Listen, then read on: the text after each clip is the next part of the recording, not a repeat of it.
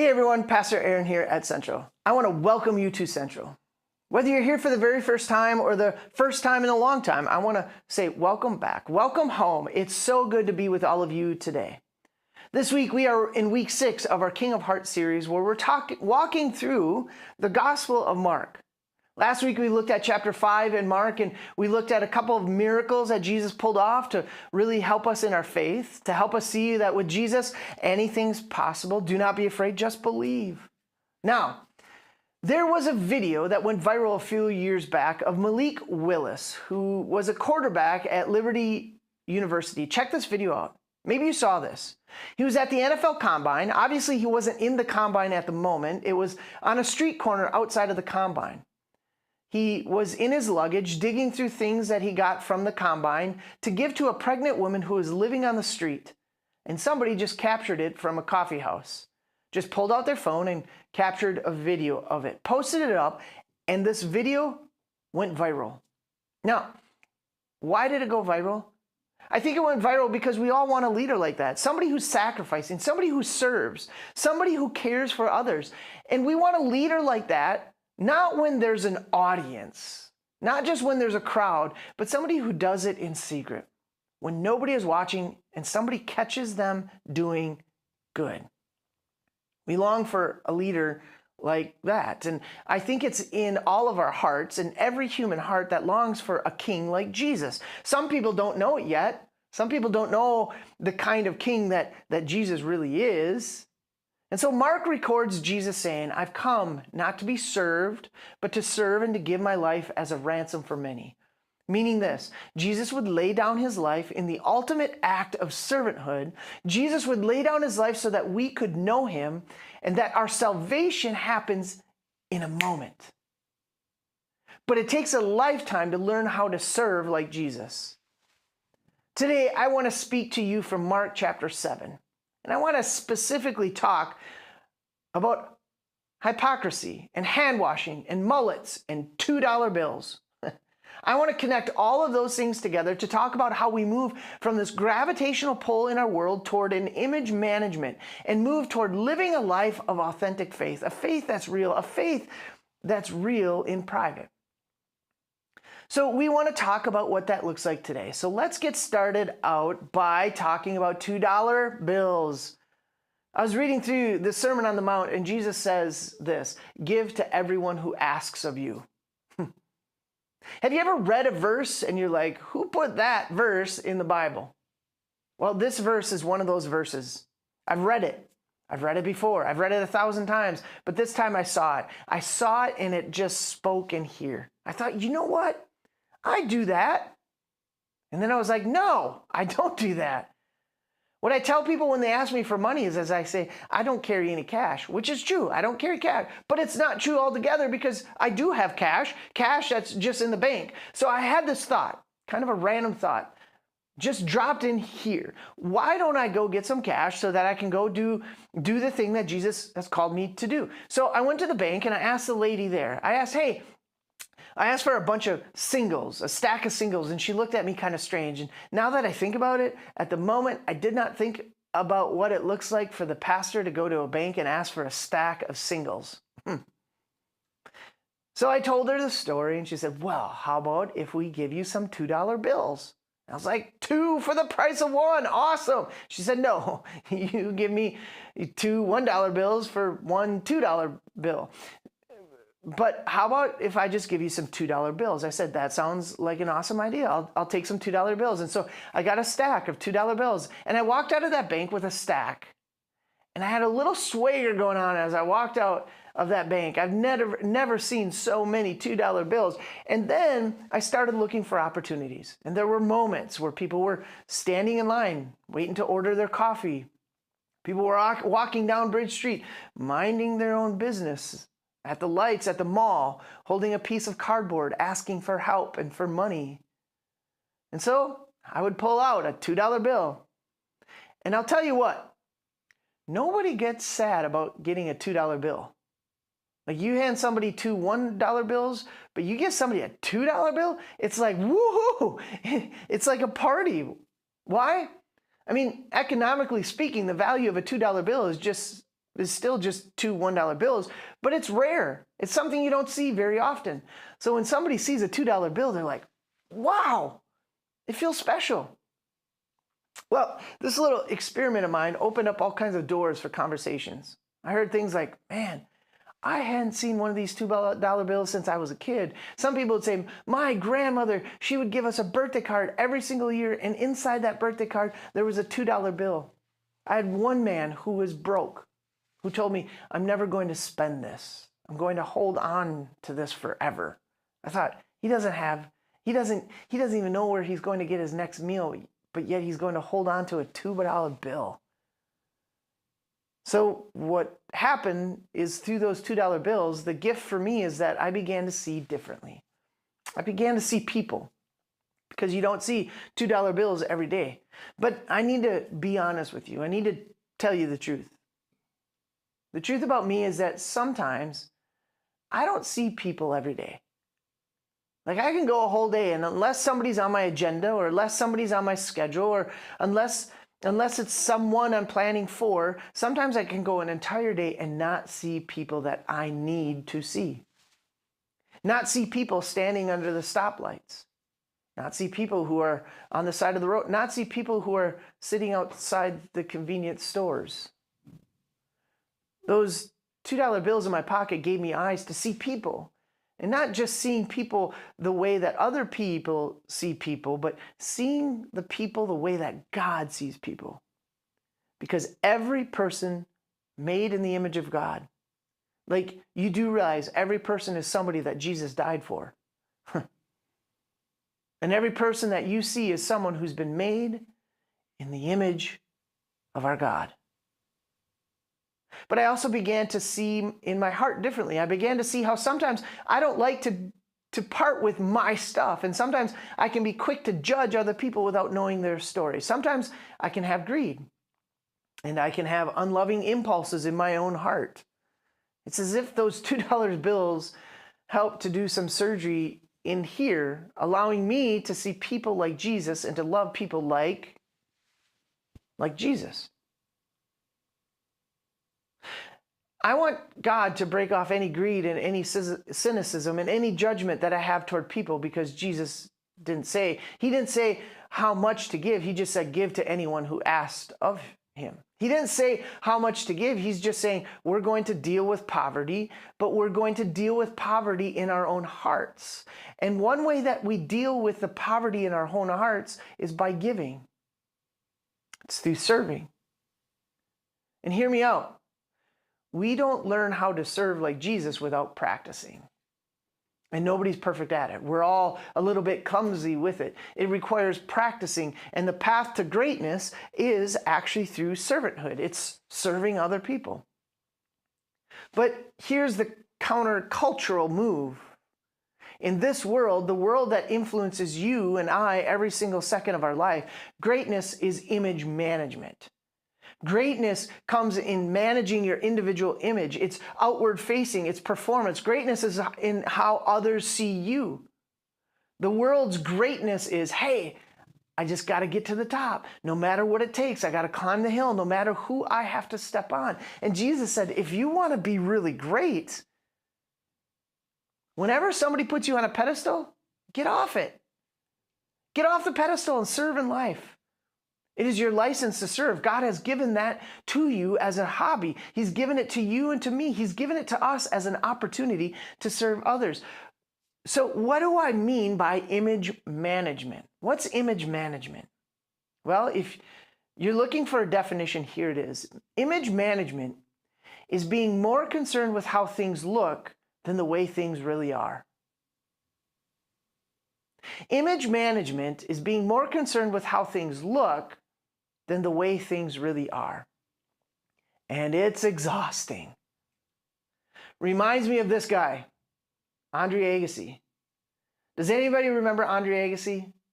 If you asked me in middle school or high school who is the greatest tennis player of all time, I'd have said Andre Agassi, because he's the only tennis player that I knew at that time in my life. Andre Agassi was quite a deal back then. Andre Agassi, everyone had a mullet. He had earrings, he had gold necklaces, he had a lot of swagger. He wore pink too. He wore pink. Back then, they didn't call it fuchsia. They didn't call it pink. They called it hot lava. That's what Nike called the color that Andre Agassi was wearing. He was sponsored by Nike and he was sponsored by Canon. And Canon did a whole advertisement series, and the slogan for their advertisement was, "Image is," say it with me, "everything." Andre Agassi's persona was built on the idea that image is everything. Now, I'm about to tell you something that's going to just blow your mind, because it blew my mind when Andre Agassi's memoir came out in 2009. He told the whole world that his mullet was actually a wig. It was a hairpiece. You know, the mullet he had, that wasn't his real hair. It was a wig. I mean, it just blew my mind. It blew my mind too. You're going to have a hard time sleeping tonight, aren't you? You see, at the age of 19, he started to go bald. And so he was like, I'll get a wig. And he went big. I mean, full on wig. And he wore that thing until the French Open in the mid-90s. Now, in the French Open, he used the wrong conditioner on the wig in the locker room before the match, and it began to disintegrate. He still put it on, and he went out and he played. That day, he lost the match because he was more concerned with losing his wig instead of the French Open. Image management. It's exhausting. It's debilitating. It's distracting, and it will take you down, because we can't practice image management and be fully present. We can't practice image management and truly be who we're constantly thinking we want to be. And then get this. When we take image management and we mix it with religion, that's a nasty cocktail. Because then our faith becomes a performance. Our worship becomes a show. Even our acts of service become theater. What we're going to do today is this. We are going to ask, how do we keep from experiencing this? How do we keep from image management in our faith? Mark chapter 7, and we're going to pick up in verse 1. Many of us have been reading through the Gospel of Mark together, and you can go to centrallutheran.church, and in the middle of our homepage, you can pick up our reading plan and download it and catch up and read with us through the Gospel of Mark. But the reading this week is Mark chapter 7. So here we go, verse 1. It says, "The Pharisees and some of the teachers of the law who had come from Jerusalem gathered around Jesus and saw some of his disciples eating food with hands that were defiled, that is, unwashed. The Pharisees and all the Jews do not eat unless they give their hands a ceremonial washing, holding to the tradition of the elders. When they came from the marketplace, they do not eat unless they wash, and they observe many other traditions, such as washing of cups and pitchers and kettles. So the Pharisees and teachers of the law asked Jesus, 'Why don't your disciples live according to the tradition of the elders instead of eating their food with defiled hands?'" There you go. What's going on here? The Pharisees are the religious leaders of that day. They were the ones. They loved God. They loved the law. They loved Scripture. They wanted to obey God. And more importantly, they wanted other people to obey God. And because of this desire, they were focused on making sure that everybody was washing their hands. And the crazy thing about this whole story is this. Jesus, the Messiah, the Son of God, was literally right in front of them, and they couldn't see Jesus.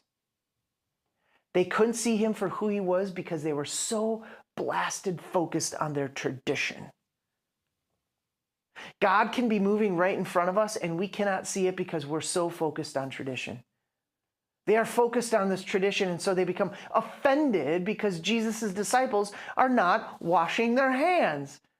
They are more concerned about doing quality control. They were like the early version of the CDC. They were making sure that everybody was washing their hands, that they couldn't see what was going on right before their eyes. And here's the catch. Hand washing that they're referring to wasn't about hygiene. It was about moral purity. Because there was this belief and an understanding that if their hands had touched something that was unclean, they would need to wash. So they had ceremonial activities where they washed their hands. They washed their hands when they woke up in the morning. They washed their hands before they went to bed at night. They washed their hands before they ate. They would wash their hands before they prayed to God. They would wash their hands before they read the Torah. They were washing their hands all day. They had all these rituals in place where they would wash their hands, because if their hands had been defiled, you'd want to clean them. So they would have these little vessels of water with 2 handles on the vessels, and you would pour it on one hand 3 times, and you'd go and pour it on the other hand 3 times, and now your hands would be ceremonial clean. They would actually have a prayer or a blessing that they would give when they would wash their hands. And so I want to put on the screen what we can read. Blessed, we're doing it. There'd be this ceremonial prayer that would be prayed. They were so concerned that everybody was washing their hands. Well, their disciples, Jesus' disciples, they didn't wash their hands, and this offended them. I mean, some of you have middle school boys, and they never wash their hands either. And you've never felt like your kids are more like the disciples than in this moment, right? So now they go to Jesus. And Jesus is sitting there, and the Pharisees come to him and to tattle on his disciples. And look at Jesus' response. He replied, Isaiah was right when he prophesied about you hypocrites. As it is written, these people honor me with their lips, but their hearts are far from me. They worship me in vain. Their teachings are merely human rules. You have let go of the commands of God and are holding on to human traditions. Jesus was like, y'all might want to back up before you come at my disciples. Jesus is the first person to use hypocrite and apply it to faith. He takes this word hypocrite, which is the Greek word for actor.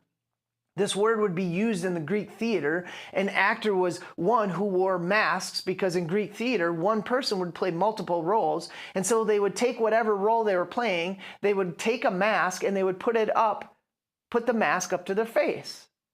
And Jesus is looking at them and he's essentially saying, your faith has become a mask. It's become a performance. It's theater to you. You're not bringing your hearts to God. You're putting on a spiritual show, a performance. And you really need to understand this. Jesus is saying this to the religious leaders. He's calling them out. He's saying, your spirituality is like a mullet wig. You're putting on a performance rather than just bringing who you are to God, to bring your heart to Him. It's become image management. I also want to be clear, being a hypocrite does not mean that you sin. I mean, we all sin, right? But being a hypocrite does not mean that you mess up or that you stumble or that you struggle. That's just called being human. Hypocrisy is about pretending. The core of hypocrisy is pretending to be somebody publicly that you are not and who you have no desire to be privately. Let me say that again slowly. Hypocrisy is pretending to be somebody publicly that you're not, and you have no desire to be that person privately. It's saying, hey, call me if you need me to help, but privately you're thinking, I hope they don't call me. Saying, I'm here for you, I'll keep you in my prayers, and there's no intention to pray for them. Giving all kinds of compliments to somebody publicly, but privately talking bad about them behind their back. It's putting the Bible on the coffee table and arranging it just right, even though you have no intention to read the Bible, but it sure looks good sitting on that coffee table. It's telling somebody, I hope you crush it today in that interview, when you secretly hope they fail. It is duplicity. It's pretending. And that's what Jesus is talking about. He's telling those religious leaders that day, faith has become a performance. It's become image management. And I want to give you some real talk, especially in the Catholic and the Lutheran Bible Belt, right? We are in the buckle of the Lutheran Bible Belt. There's a religious spirit, whether it's Judaism or whether it's Christianity. There's a religious spirit versus a Jesus spirit. I want to talk about the difference between the religious spirit and this Jesus spirit. The religious spirit is about performance. The Jesus spirit is about presence. The religious spirit is about the way things look. The Jesus spirit is about the way things really are. The religious spirit is about control. The Jesus spirit is about surrender. The religious spirit is about maintaining rituals. The Jesus spirit is about building a relationship. The religious spirit is about traditions. The Jesus spirit is about commands, and the greatest of which is to love. Love the Lord your God with all of your heart, with all of your soul, mind, strength, and love your neighbor as yourself. The religious spirit versus the Jesus spirit. The religious spirit is about image management. The Jesus spirit is about bringing your hearts to God. And here's the crazy thing about all this. The Pharisees were wearing themselves out doing quality control for the kingdom of God with hand washing, when God never commanded that everyone would wash their hands. I mean, go figure that one out for me. Let me share with you how we got to where we are in Mark. In Exodus chapter 30, God commands that the priests, the ones who worked in the temple, he commands that they would wash their hands ceremonially. And what happened was somebody took that command that was strictly just for the priests and gave that command to other people. If you really love God, you'll wash your hands. If you're really devoted to God, you'll wash your hands. If you really want to be holy, you'll wash your, you see? And so they took what was given to the priests and they put it on other people. They said, you should do this. The religious spirit loves to should on other people. I'll let you sit and hold that one for a second. I mean, let me say it again. The religious spirit loves to put shoulds on other people. You should do this. You should do that. You should do this. You should do that. Now, the religious spirit is all about inspecting other people to make sure that they measure up to the standards that God didn't set. So what was meant to be for the priests was put on everybody else to weigh them down. Now, I'm not saying that all tradition is bad. Again, we are in the Lutheran Bible Belt up here. Trust me when I say we have our traditions. That's why each and every one of you sits in the same seat every single week. We got our tradition. And what tradition often is this. Tradition is often when we have an encounter with God and we then embalm it. We preserve it. We can trace back most traditions to where we had the spiritual experience, an encounter with God, and now we want that experience over and over again and again. So not all traditions are bad, but here's where traditions become bad. When we love our traditions more than we love people. When we trust our traditions more than we trust God. That's called superstition. When we hold our traditions rather than boldly moving into the future with God, that's called being nostalgic. And it's all exhausting when you bring image management into faith. I think about it like when we sold our first house. It was the first house when we had little kids. Anybody ever tried to sell a house when you had little kids? I'm talking about before the market that we have today, like a couple years now. Now you just put a house up and it sells like that. Well, back when we had little kids, we tried to sell our house, and our real estate agent said, you need to keep this place show ready. Show ready means you make this place look like it hadn't been lived in. It needs to look perfect if you wanted to sell the house.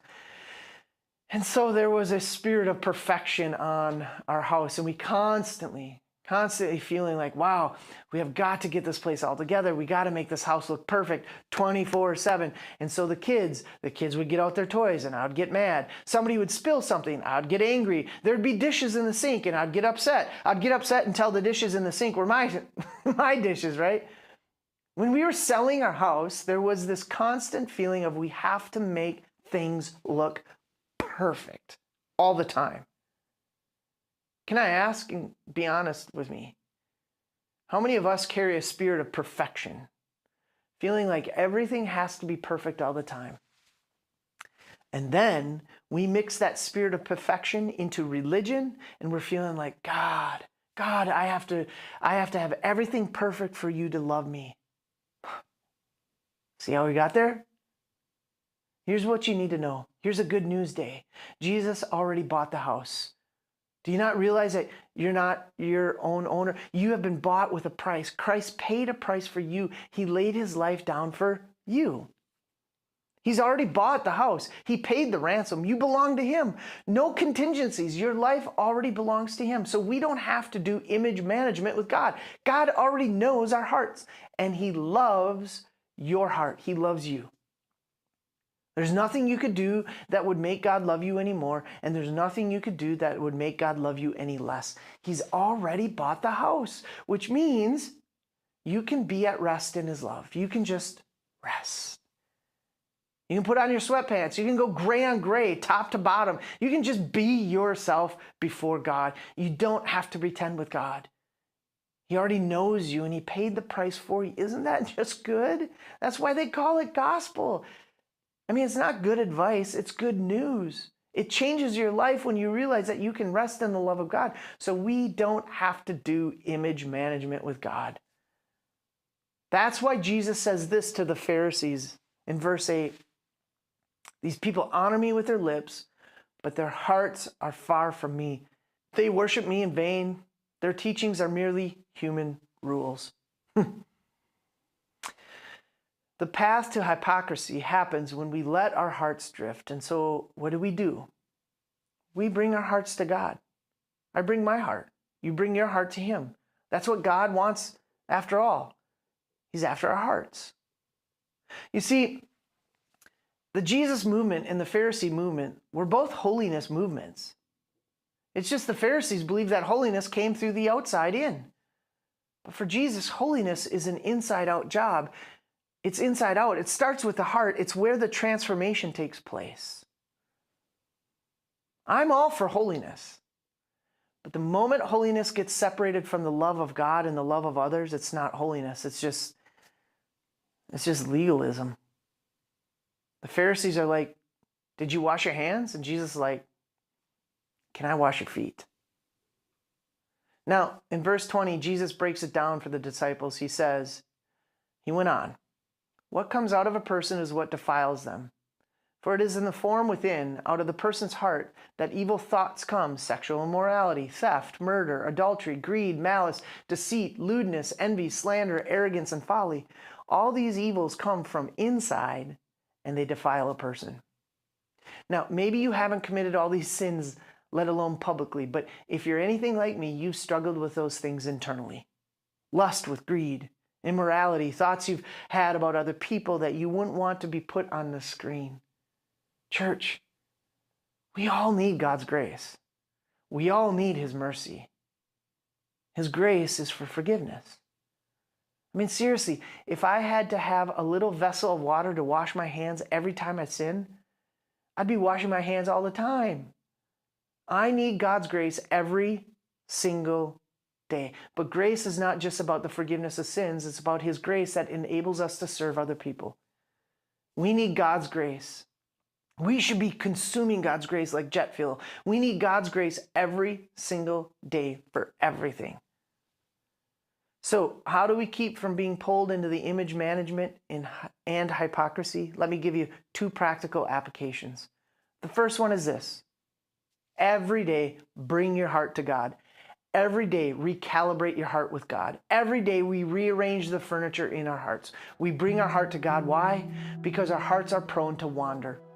Our hearts can get far from God. We bring our hearts back to God. Here's what I mean by bringing your heart back to God. You bring God your fear. You bring God your frustrations and your questions. You bring God your loves. You bring God your ambitions, your dreams.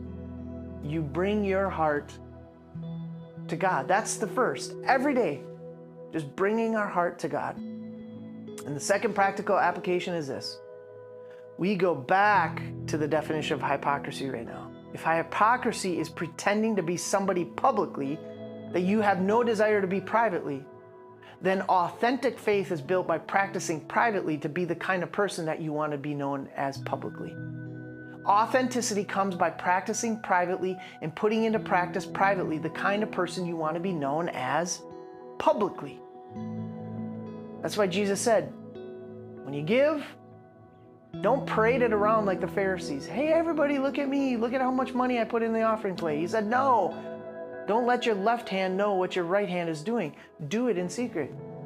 Jesus said, hey, when you pray, don't just let the only time you pray be on the street corner where you pray loud prayers for everybody to see. No, live a life of prayer. Go in a closet, close the door, and pray. When you help others, don't looking, because your Father in heaven sees what you do and he will reward you. The way to authentic faith is practiced privately to become the kind of person that you want to be known as publicly. So here's a challenge for this week. And I'm not going to put a should on you. I'm just going to say, take it or leave it if you want to. Here's a challenge. Go get a $2 bill. Get a $2 bill and look for somebody that you can give it to. In fact, you don't need a $2 bill. You just need your hands and your feet that are ready to serve. And just look and say, okay, God, I'm on assignment. Who do you want me to give this to? Who can I serve today? And when you serve, when you give, don't post it up. This isn't for Instagram. This isn't for Facebook. This isn't for MySpace. And if you're still posting on MySpace, that's a topic for another sermon. This isn't for broadcast. We don't have to put it on all out blast. Let's just do it in secret and let our Father in heaven see and be a blessing to somebody else. And here's the beautiful thing about this, is rather than being focused on image management, on others seeing me, on others seeing you, on others seeing us, when we do it the other way, we get to see the image of God on another person made in God's image, and we get to extend that blessing. God's grace, God's peace, and God's love be with all of you, and all of God's children said, amen.